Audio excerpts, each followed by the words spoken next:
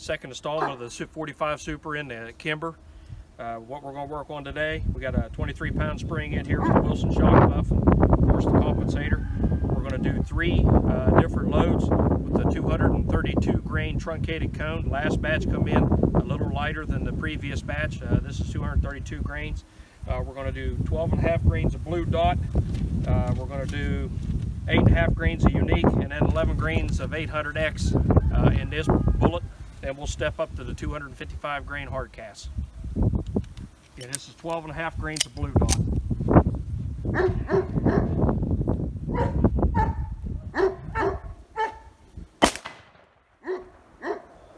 $11.28, $12.49, $12.63. 8.5 grains of unique, 232 grain hardcast.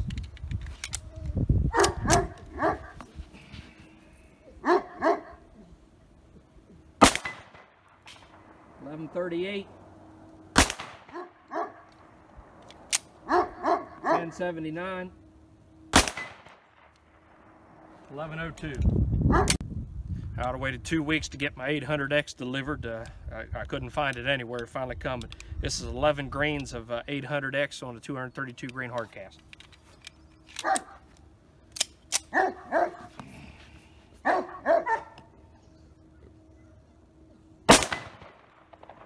$11.64. Error. $11.59. 45 Super, 255 grain semi-wad cutter, 8 grains of unique.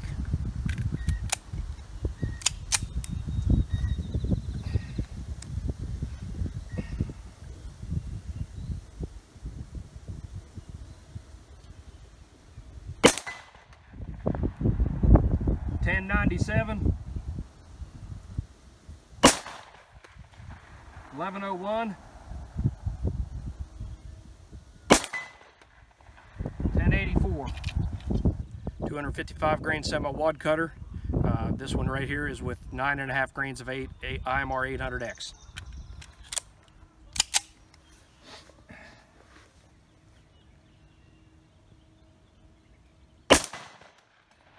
$11.30, $11.14,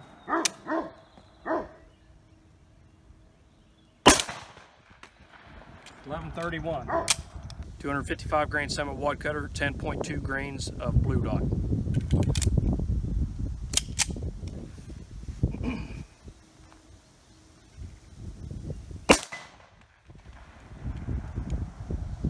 $10.79, $10.80, $10.70. Following up with the chronograph work for the 45 super loads, what I have in front of me here is the spent casings from the last 3 on the 255 grain semi-wad cutters. Just to give you an idea of what 45 super brass at those velocities looks like. As you can see, some of the casings here, we'll focus in on it, you get a little bit of primer swipe, no real case bulge. Occasionally we get a dent right there in the side from the cartridge trying to be ejected, coming in contact with the slide. The slide's moving so fast that the cartridge is actually being dented. And here's with the 800X, you can see again there's a little dent, primer swipe. I have taken these loads hotter than what I showed you in the video. I believe I've actually went up to 12.5 grains of blue dot and 10.5 grains of 800X. I've not went any further with the unique because it really, this load is just fantastic out of that pistol. You know, the unique really keeps impressing me more and more the more I use it. Even in the 45 Super, it gives great extreme spreads, and it's really, as you can see, it's really good on the brass. I'll get a lot of life out of that with the 45 Super. This is Starline stuff. We'll get really good life out of that. But as you can see right here, those are the 255 grain rim rocks that we were shooting. I've done a video in the past that had some of the 250 grain round nose flat points. And then here's some of my 232 and 240 grain cast bullets out of the Lee mold that I use on my Lyman 450 that I sized down. Those particular ones there are the 232s. They are not the tumble lubes. They have the single grease groove on them. Pretty good bullet, all said and done. My best load I found out of those has been the 12.5 grains of Blue Dot for the Super, but I also load these with 6.5 grains of Unique in standard brass. They do real well. They shoot really great. And then here, this is the project that you'll see a video coming for. This is a 185.6 grain Lyman Devastator. Just got this mold, tinkered with a little bit.